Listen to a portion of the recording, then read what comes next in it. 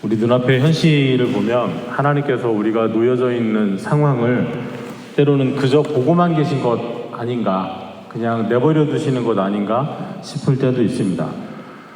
많은 사람들이 하나님 경외하지 않고 하나님 알면서도 믿음에 관한 일들을 자기들의 이익을 위해서만 생각하고, 또 말씀의 사람이 있는 것 같기는 한데, 하나님의 사람들이 우리 사이에 있는 것 같긴 한데 그 영향력이 너무나도 작아서 이렇다 할 목소리를 내지 못하는 것 같을 때 더 그렇습니다. 사무엘이 선지자로서 이제 막 사역을 시작했을 때의 모습도 그러했습니다. 오늘 우리가 읽은 본문은 어린 사무엘이 성장해서 선지자로서 본격적인 사역을 시작한 바로 그때 일어난 사건입니다. 사무엘은 구약 성경에서 참 놀라운 인물이죠. 한 사람이 굉장히 여러 가지 직분과 사명을 감당했습니다. 일단 사무엘은 선지자죠. 하나님의 부르심을 받고 하나님의 말씀을 듣고 하나님 말씀을 전하는 사람이었습니다. 그리고 그 사무엘을 통해서 하나님께서는 이스라엘의 왕을 세우셨습니다. 사무엘이 기름을 부어서 무려 2명의 왕이 세움을 받았죠. 사울도 그러했고 다윗도 그러했습니다. 또한 사무엘은 사사이기도 했습니다. 하나님께서 주신 은혜와 능력을 가지고 백성들을 모으고 백성들을 독려하고 싸움에 나가게 하고 그들을 지도하여 승리하게 하는 사사의 일도 감당했습니다. 사무엘이 사는 날 동안에 이스라엘을 다스리되 해마다 여러 지역을 순회하면서 다스렸다고 하였습니다. 블레셋과 승리했고 그 승리의 기념비가 우리가 익숙하게 들은 에벤에셀의 기념비입니다. 또 사무엘은 나실인이기도 합니다.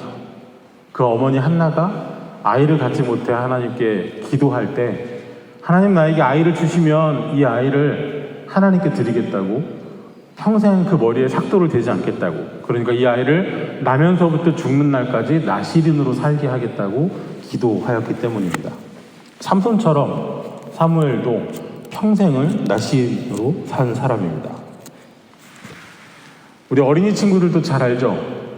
지난주에 온라인으로 모였을 때 우리 친구들이 본 본문이 바로 한나가 기도해서 사무엘을 낳은 사건이었습니다. 사무엘이 성전에서 자라고 또 성전에서 섬길 수 있었던 것은 단지 그 어머니가 아이를 나실인으로 구별했기 때문만은 아니었습니다. 사실 사무엘은 레위 지파이기도 해요. 사무엘상 처음 시작할 때 보면 사무엘의 아버지가 되는 엘가나가 에브라임 사람이라고 나오거든요. 그런데 에브라임에 살았던 레위 사람입니다. 역대상 6장에 보면 사무엘의 족보가 기록되어 있는데요. 그 위로 계속 거슬러 올라가 보면 레위가 나옵니다. 레위 지파의 아들, 아이를 갖지 못해 울며 기도했던 한나의 아들, 젖을 떼자마자 엄마 품을 떠나서 성전으로 보내서 제사장들의 손에 성장한 사무엘은 어린 소년일 때 하나님의 부르심을 받았습니다. 유대 사람들은 전통적으로 12살에서 13살 정도 되면 성인식을 합니다. 꽤 이른 편이죠.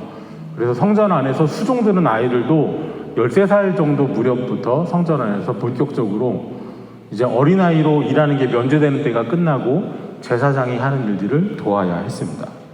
그런 시기에 사무엘이 잠을 자다가 하나님께 부르심을 받죠.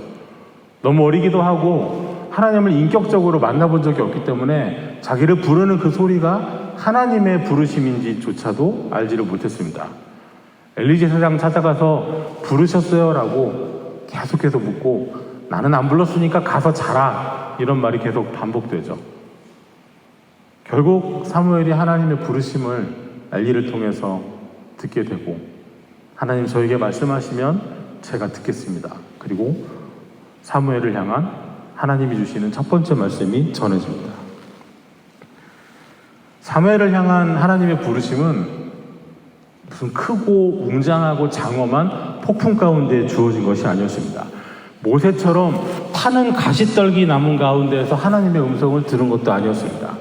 나이가 많은 제사장 할아버지가 나를 부르신 것이 아닌가라고 충분히 착각할 정도로 평범하고 나지막하고 부드러운 음성의 부르심을 들었습니다.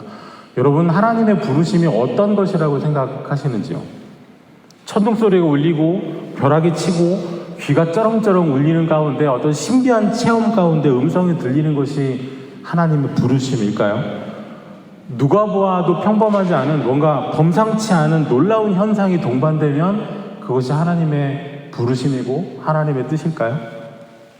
꼭 무슨 질병 가운데 극적으로 치유를 경험하고 절망 가운데 있다가 놀라운 구원의 손길을 경험하면 그것이 하나님의 부르심이고 하나님이 살아계시다는 증거일까요? 평상시에 믿음 생활 그렇게 중요하지 않게 생각하던 분이 큰 병에 걸렸었어요. 병에 걸리고 어려움이 생기면 뭐 누구라도 기도 많이 하잖아요. 그래서 나았어요. 그리고 나서 하시는 말씀이 교회에서 만나는 사람마다 붙잡고 하나님 살아계시다고, 하나님 진짜로 계시다고. 그럼 하나님 언제는 안 계셨나요?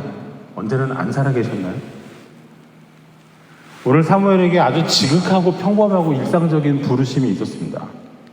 하나님이 나를 부르신 것이라고 생각도 못할 만큼 평범한 부르심이었습니다. 오늘 우리를 향한 하나님의 부르심도 때로는 너무나도 온화하고 일상적이어서 우리가 놓치는 것은 아닌지, 우리들의 목소리나 우리 생활 주변에 있는 다른 이야기나 사건이나 목소리들에 묻혀서 우리를 향한 하나님의 뜻을 말씀해 주시는 그 하나님의 부르심이 잘 들리지 않는 것은 아닌지 묵상해 볼 만한 주제입니다. 부르심은 지극히 일상적이고 평범했지만 하나님이 주신 말씀은 평범하지 않았죠. 제사장인 동시에 그 당시에 사사로 있었던 엘리의 가문에 하나님의 심판이 예고됐습니다. 바로 울면서 기도하는 한나에게 술 취하지 말라고, 술 취해서 성전에 기도하러 오는 거 아니라고 그렇게 말했던 엘리입니다. 엘리에게는 하나님의 심판이 예정되어 있었죠. 이미 하나님의 사람이 누군가, 이름은 기록되지 않았으나 하나님의 사람이 사사요 제사장이었던 엘리를 찾아와서 너희 가문에 하나님의 혹독한 심판이 있을 것이라고 예고하였습니다.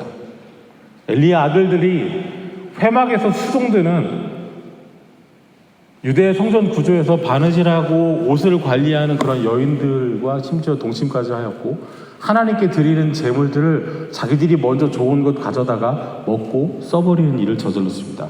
이를 두고 하나님께서는 엘리를 향해서 내 제물과 예물을 밟으며 내 아들들을 나보다 더 중하게 여겼다고 엘리를 책망하셨습니다.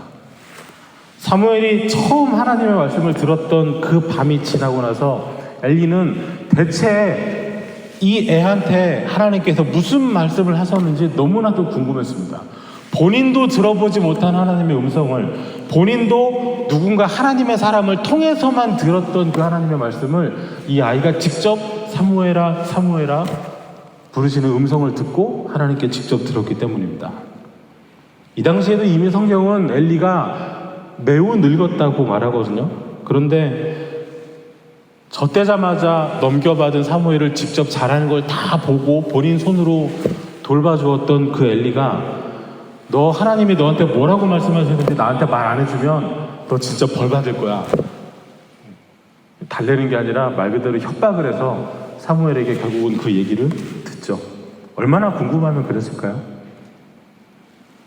사무엘은 하나님으로부터 들은 이 엘리 제사장 가문에 일어날 참혹한 심판을 있는 그대로 전달을 해줬습니다. 이것이 사무엘이 하나님의 음성을 듣는 선지자로서 처음 부르심을 받았던 날 있었던 일입니다. 그리고 이제 사무엘은 하나님의 음성을 듣고 전하는 선지자로 성장을 하기 시작하죠.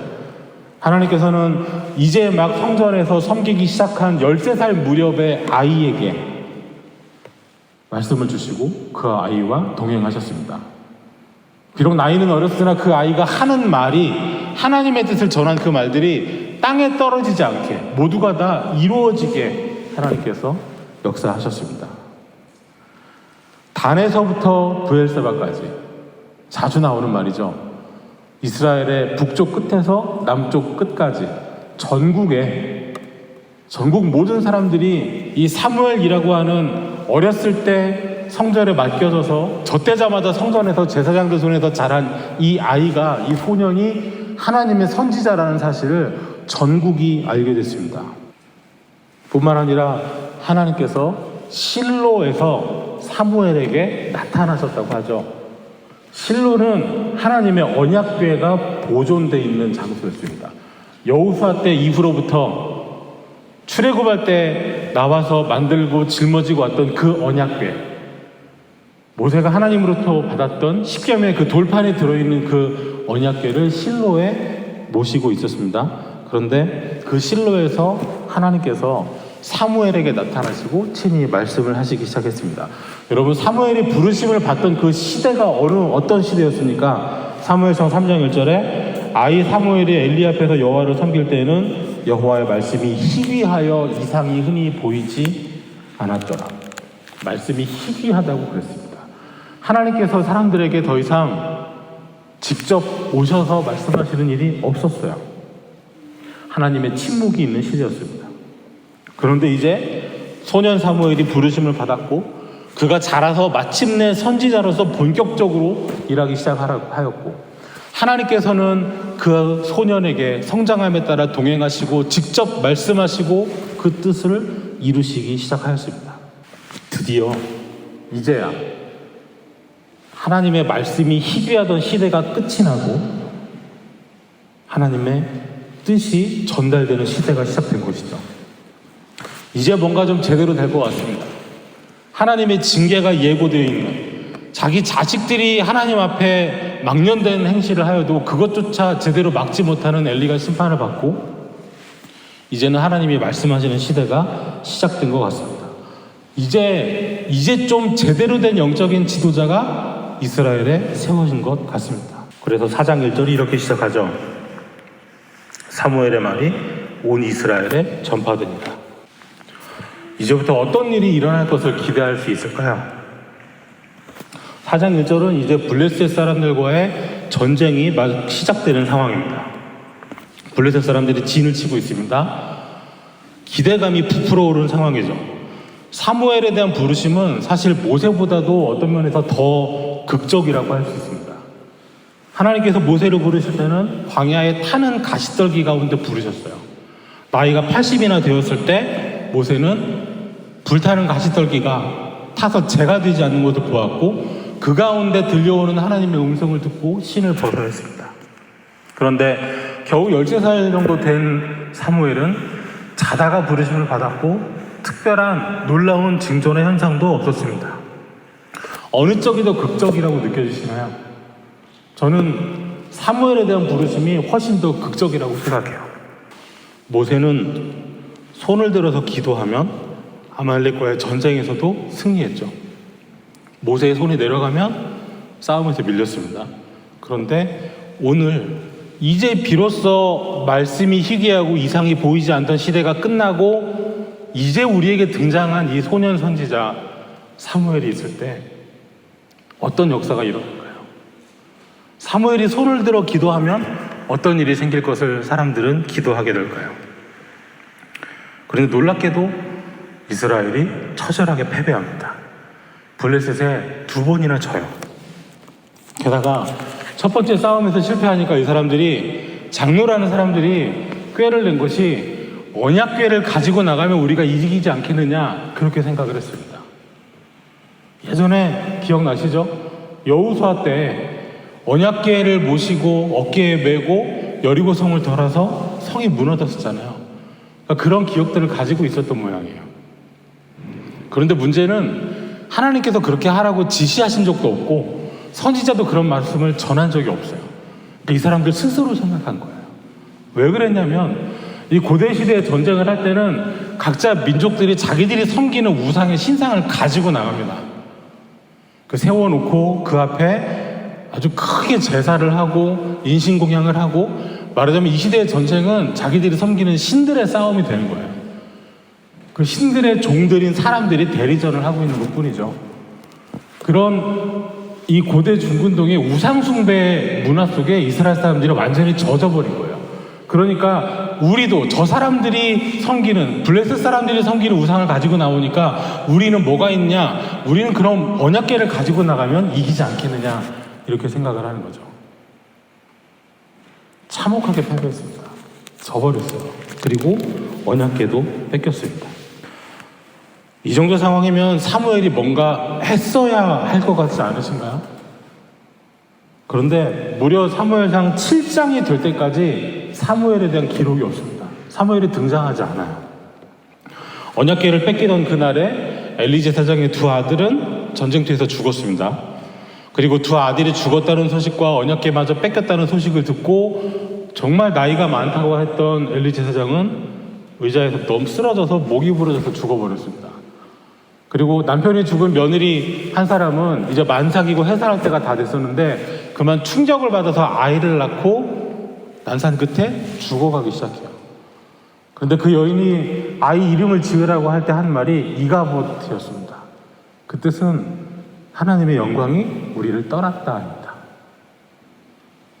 우리의 가문에, 우리의 가정에, 자기의 삶에, 이 민족에 하나님의 영광이 이제는 더 이상 없다. 하나님은 부재하시다 라는 뜻이었습니다. 사무엘이 하나님이 세우신 선지자라는 사실이 전국에 확인됐습니다. 그리고 사무엘을 통한 말씀이 이스라엘 전역에 전파됐습니다. 그리고 그 후에 이런 상황이 일어났습니다. 말씀과 이상이 희귀한 시대는 계속되는 것 같아요. 있다고 하더라도 사무엘에게만 있는 것 같습니다. 하지만 그마저도 사무엘도 아무런 활동을 하지 않습니다. 드디어 사무엘이 나타나서 말씀을 전하고 활동을 시작할 때는 법궤를 빼앗긴 지 20년이 더 지난 이후였습니다. 20년 하고도 7개월이 지난 이후에야 사무엘이 백성들을 모으고 회개하자 말을 합니다. 반대로 한번 생각해보죠. 사무엘이 아무 말 안 하고 아무런 활동도 안 한 것만 아니라 백성들도 사무엘을 찾지 않았습니다. 이스라엘 백성들이 전쟁을 할 때면 꼭 하는 일이 있습니다. 물어보는 거예요. 가나안 땅 들어가서 처음부터 그랬습니다. 우리가 올라갈까요? 치러 가리니까 올라가리니까 꼭 물었습니다. 그리고 한 번 더 구체적으로 우리 중에 어느 지파가 먼저 가면 좋겠습니까? 어느 지파가 선봉으로 나가서 싸워야 하겠습니까? 라고 하나님께 물었단 말이죠. 심지어는 잘못된 전쟁을 할 때도 잘못된 물음이지만은 그래도 물어봤어요. 같은 동족인 베냐민 지파를 치러 올라갈 때조차도 어떻게 할까요? 물어봤거든요. 그런데 지금 블레셋하고 전쟁을 하고 한번 싸워서 지고 언약궤를 가지고 나가려고까지 하는 상황인데 안 물어봐요. 사무엘을 찾지 않아요. 사무엘이 하나님이 세우신 선지자라는 사실을 전국이 알고 있고 이미 사무엘을 통한 하나님의 말씀이 다 전파가 됐어요. 그런데도 싸우러 나가면서 심지어 언약궤를 가지러 나가면서도 하나님께 묻지 않습니다. 물을 대상이 없는 게 아니죠.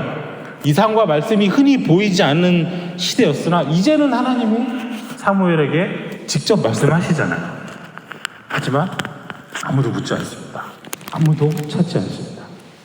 이쯤 되면 하나님은 이미 준비하셔서 하나님은 이미 선지자를 보내시고 말씀을 하고 계시는데 이 백성들이 묻지를 않는 거죠. 이런 기간이 20년 이어집니다. 그리고 이 기간 동안 이스라엘은 블레셋의 지배를 받습니다.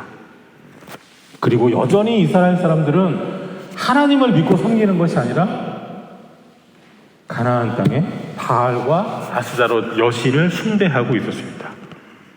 누군가는 그럽니다. 지금 우리 시대도 지금 우리도 하나님의 말씀과 이상이 희귀하다고, 우리에게는 하나님의 사람들이 없다고, 우리에게는 은혜가 역사하심이 없다고, 하나님 말씀을 제대로 우리에게 가르쳐주고 선포해주는 사람이 없다고, 우리에게는 은혜의 자원이 없다고 말을 하기도 합니다. 하지만 말씀에 비추어 생각해 보아야 합니다. 정말 하나님은 손을 떼고 계신가요? 정말 하나님께서는 20년 동안 아무것도 안 하고 그저 이 민족을 블레셋의 손에 지배를 받도록 방치하셨던가요? 정말로 이 시대는 엘리의 며느리가 죽어가며 말한 것처럼 이가봇, 하나님이 계시지 않는, 영광이 떠나버린 하나님이 부재한 시대였을까요? 혹시 우리가 하나님의 말씀을 사모하지 않는 것은 아닌지. 사무엘상 7장 2절에 괴가 기럇 여아림에 들어간 날부터 20년 동안 오래 있은지라 이스라엘 온 족속이 여호와를 사모하니라. 빼앗겼던 언약궤는 이스라엘 사람들이 힘으로 되찾아오지 않았죠. 그 언약궤를 블레셋 사람들이 우상 숭배하는 신당에다 가져다 놨더니 그 안에 있는 우상들이 부서지고 쓰러지고 하니까 또 재앙이 닥치니까 어쩔 수 없이 돌려보냈습니다. 무려 20년입니다. 그리고 20년이 지나고 나니 이렇게 됐습니다. 이스라엘 온 족속이 여호와를 사모하니라. 그리고 20년 만에 이제야 이 백성이 여호와를 사모하게 된 이때에 사무엘이 드디어 백성들에게 말합니다. 우리 7장 3절과 4절을 함께 읽어보겠습니다. 사무엘이 이스라엘 온 족속에게 말하여 이르되 만일 너희가 전심으로 여호와께 돌아오려거든 이방신들과 아스다롯을 너희 중에서 제거하고 너희 마음을 여호와께로 향하여 그만 섬기라. 그리하면 너희를 블레셋 사람의 손에서 건져내시리라. 이에 이스라엘 자손이 바알들과 아스다롯을 제거하고 여호와만 섬기니라. 이 백성들이 여호와를 사모하게 되는데 20년 걸렸습니다.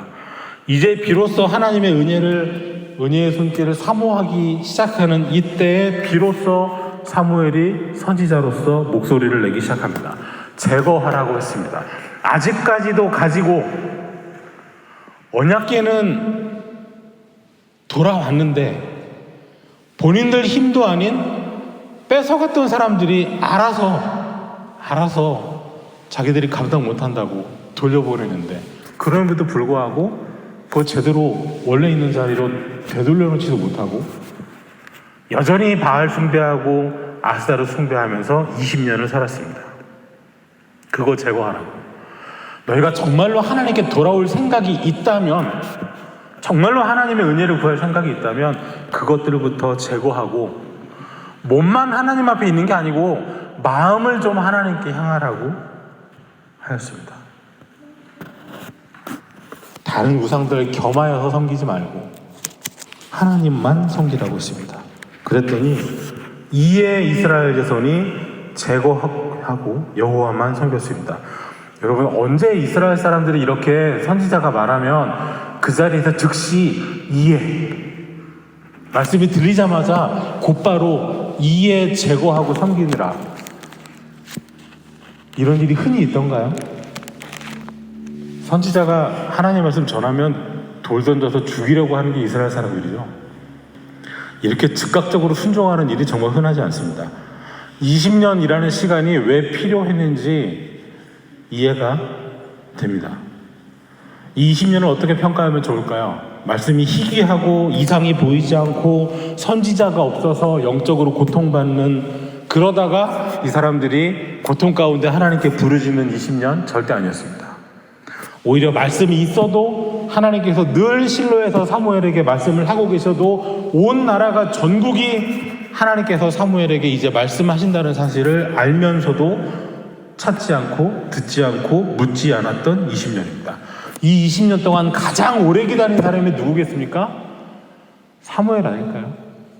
이 20년 동안에 사무엘보다 더 간절한 마음으로 이 백성들을 바라보고 계신 분은 하나님 아니셨을까요? 영광이 떠나버린 것 같을 때 제사장이요 사사였던 엘리가 죽은 이후에 또 다른 사사 없이 누구도 백성을 인도하지 않는 것 같은 이 20년 동안 하나님께서는 지켜보고 계셨습니다. 사실 하나님의 준비는 벌써 오랜 시간 전부터 시작이 된 것이죠. 사사기의 마지막이 갈수록 점점 영적인 상황이 피폐해지잖아요. 하나님이 준비시키시잖아요. 태어날 때부터 하나님께 들어진 사람으로 하나님께서 준비를 시키세요. 그 첫 번째가 삼손이었잖아요. 날 때부터 나시린으로 바쳐지는. 그런데 그렇게 자란 삼손도 하나님을 찾지 않아요. 하나님 뜻대로 철저하게 복종하면서 살지를 않잖아요. 비슷한 상황이죠. 또다시 아이를 낳지 못하는 한 여인이 간절하게 하나님 앞에 부르짖어요. 하나님께서 또 한 번 준비를 시키세요. 이번에도 날 때부터 나시린으로 구별되게 하시고, 이번에는 아예 젖되면서부터 성전에서 자라게 하시고, 12살, 13살 되자마자 하나님께서 사무엘아 사무엘아 부르셔서 어렸을 때부터 선지자로 하나님께서 양육해 가시죠. 세우시죠. 그리고 그 하는 말들이 땅에 떨어지지 않게 하나님께서 보증해 주시고 힘을 실어 주셔서 온 이스라엘이 지금 하나님께서 우리 가운데 이렇게 하나님의 사람을 보내시고 역사하시는구나 알 수밖에 없도록 하나님께서 만드시잖아요. 그런데 찾지 않아요. 그런데 묻지 않아요. 하나님께서 우리를 내버려 두시는 것이 아닌가. 이제 우리에게는 하나님의 영광이 떠나고 하나님의 돌보심이 소망이 없는 것은 아닌가 낙심이 찾아올 때 이 말씀 기억하면 좋겠습니다. 여전히 하나님은 우리를 기다리고 계시고, 여전히 하나님은 우리를 사랑하고 계시고, 벌써 오래전부터 하나님께서는 우리에게 주시려고 말씀을, 은혜를 예비하고 준비하고 계십니다. 앞길을 알 수 없는 현실 속에서도 여전히 하나님의 영광이 우리 가운데 머물러 있고, 말씀과 이상이 바로 지금 여러분의 손에 들려있다는 사실을 기억하시기 바랍니다. 그래서 오늘 우리도 여기까지 우리를 도우셨다 하는 에베네셀의 감사를 하나님 앞에 드릴 수 있게 되기를 구합니다. 기도하겠습니다. 하나님 감사합니다. 오늘도 이미 우리와 함께 계시며 우리를 지켜보시며 기다리고 계시는 은혜가 있음을 확신합니다. 우리의 마음 하나님의 은혜를 더욱 사모하게 하옵시고, 하나님의 때에 하나님의 뜻을 따라 우리에게 말씀하시며 우리를 세우시며 승리케 하옵소서. 우리를 향하신 하나님의 선한 계획과 인도하심이 언제나 있음을 기억해 하옵시고, 오늘도 우리가 서 있는 자리를 에베네셀이라 기념할 수 있게 하여 주옵소서. 예수님 이름으로 기도하옵나이다. 아멘.